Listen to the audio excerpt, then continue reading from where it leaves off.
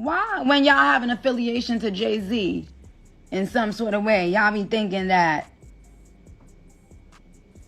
y'all can disrespect and violate? Baby, since the Nicki Minaj and Megan Thee Stallion feud escalated, it has become very clear that something is going on with Nicki Minaj and the Carters. And now Nicki is making it clear again that just because people are close to Beyonce and Jay-Z, that doesn't give them the right to disrespect her. As a matter of fact, sources very close to her are saying that Nicki is very cautious about Jay-Z and Beyonce pulling a Keri Heilson on her, and their mega project is Megan Thee Stallion.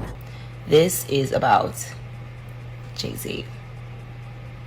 This is about Jay-Z. And excuse me, because I'm not trying to be fresh at all. But Jay-Z has this way of kind of like presenting himself in the culture as like this Daddy Warbucks kind of figure.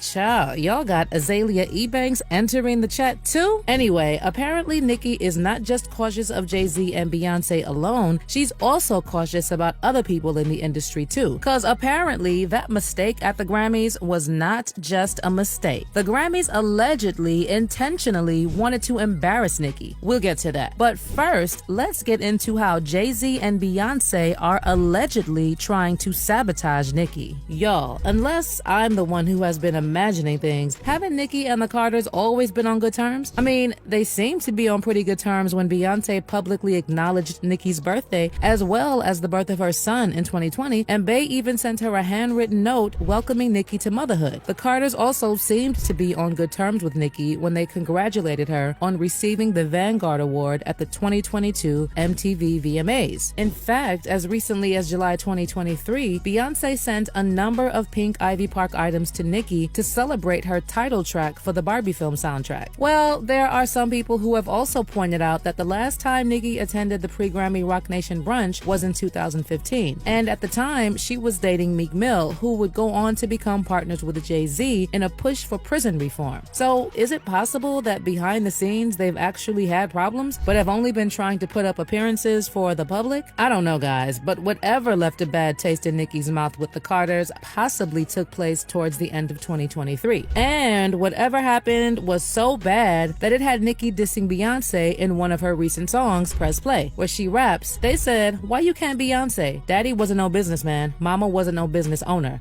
What an idiot. You can't be me. I'm already it." Yeah, she really did say that. Next, we had this whole Megan Thee Stallion feud boiling over, and the way Nicki was pressed, child, I knew something else was up. I don't think one line in Megan's song Hiss warranted the clapback Nicki gave for days. Well, now the streets are saying that the bigger issue is not even with Megan, it's with Jay-Z and Beyonce. For starters, Rock Nation, which is owned by Jay-Z, is the company behind Megan Thee Stallion's success. And according to various sources, Rock Nation is pumping so much money to push Megan Thee Stallion and intentionally fueling the beef with Nicki Minaj to push her out of the business. Now, when the beef between Nicki and Megan escalated, fans thought that Nicki overreacted after Megan rapped about Megan's Law. Obviously, that touched a nerve because her husband Kenneth Petty has been in the database for over 2 decades after serving 4 years in prison for you know what. But what many people probably don't know is that in 2020, Nicki's brother Jelani Mirage was also sentenced to 25 years in a New York prison for basically the same thing as her husband. Before sentencing, Nicki actually wrote a letter on his behalf, hoping to decrease his time behind bars by defining him as a gentle and selfless man. But Jelani still had to serve time. Now, as much as to Nicki, that line about Megan's Law was pretty personal. It's allegedly not just about Megan, because Nicki is somehow convinced that Rock Nation is the one behind her sabotage, and she made that pretty clear when she went on her rant against Megan. In one of the tweets, Nicki claimed Rock Nation was pouring money into pushing Hiss to outperform Bigfoot by writing, spending so much money. But she's a little broke independent artist. Desiree, you gotta let it go, baby. The world knows she's